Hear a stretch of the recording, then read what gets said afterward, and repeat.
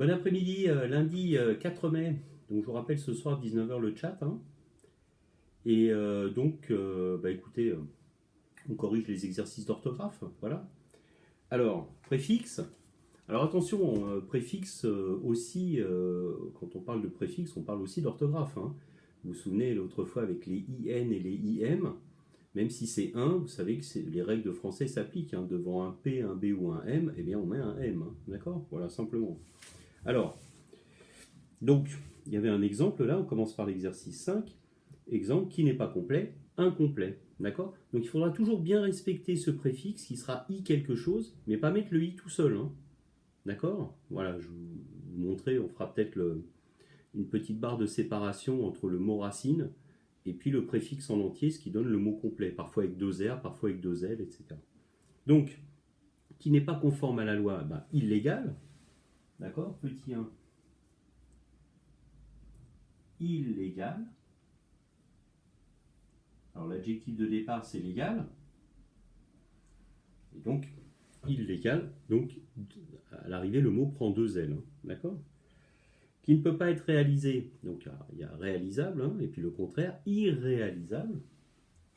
Alors, vous avez remarqué d'ailleurs, c'est un petit peu logique, si j'ai légal, je vais avoir un L qui va me donner, je ne vais pas avoir un légal, quoi. Enfin bon, il pourrait y avoir aussi avec d'autres consonnes, ce que je veux dire, mais réalisable, c'est irréalisable. On ne va pas avoir irréalisable, ou le contraire, irlégal, enfin quelque chose de bizarre. Vous voyez un petit peu sur la construction?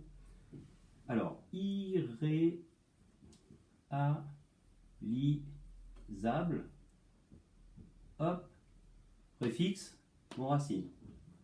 3. Qui n'est pas légitime, là on a carrément le mot, hein. Illégitime. Illégitime.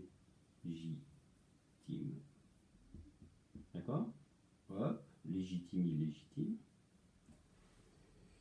Que l'on ne peut pas lire. Alors, illisible, donc le contraire de lisible, lisible, illisible, donc aussi avec deux L.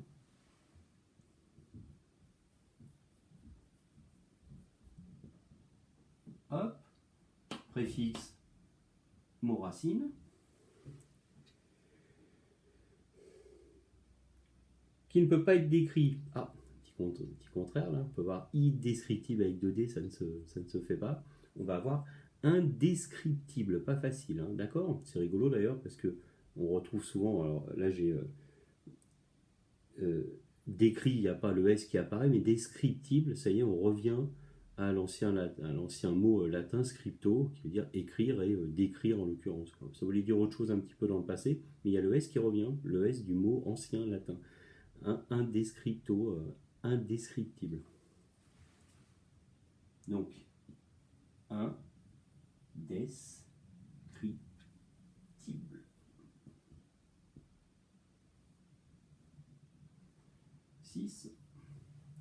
Et descriptible.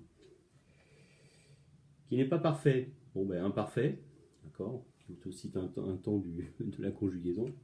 Parfait, imparfait, alors attention, hein, on n'oublie pas le M devant le P. Parfait, imparfait.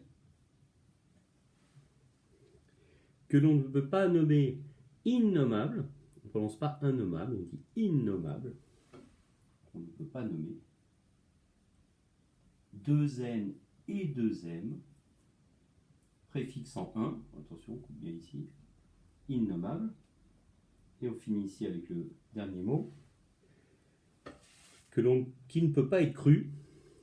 Alors c'est pas cuit, hein, d'accord? Non, cuit cru c'est autre chose, qu'on ne peut pas y croire, hein, d'accord? On trouve ça complètement incroyable, d'accord? Voilà, c'était le mot qu'on cherchait. Incroyable.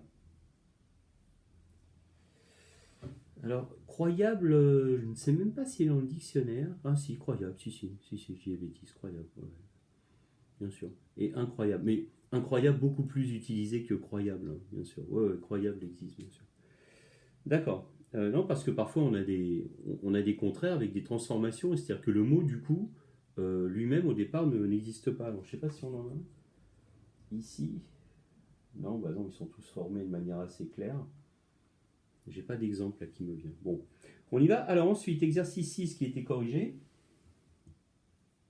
Donc avec trans, hein, qui veut dire à travers, notion de déplacement, d'accord, de traversée. Donc faire passer d'un navire à l'autre. Alors un navire, on est au bord, on appelle ça transborder, d'un bord à l'autre, d'accord. Transborder.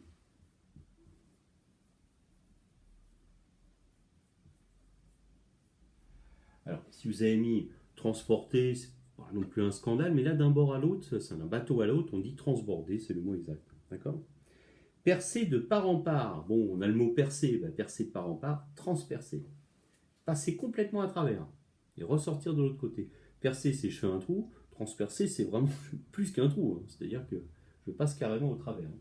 Donc transpercer, alors attendez, je mets ici à chaque fois.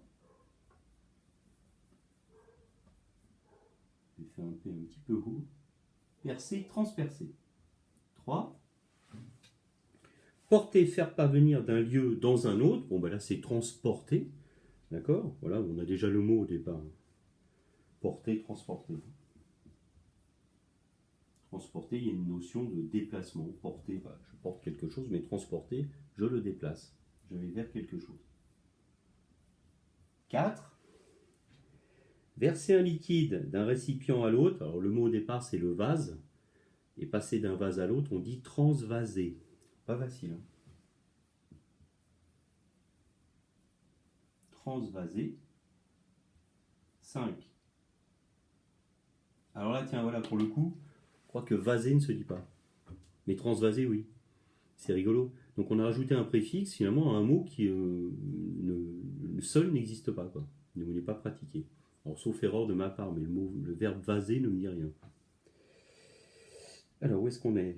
Recopier un écrit sur un autre support. Ah oui, ce que faisaient avant l'invention de l'imprimerie, ce que faisaient des moines copistes, ils recopiaient carrément les livres à la main, etc. On appelle ça transcrire ou copier. Vous reconnaissez le mot écrire hein, derrière, hein, d'accord? Transcrire. Crier. Il y a écrire derrière, hein, mais vous voyez, on a modifié un petit peu pour faire un mot un petit peu nouveau. Transcrire. Faire passer quelque chose d'une personne à une autre. Ah, c'est plutôt l'idée de message, donc c'est transmettre. Voilà, la transmission. Transmettre.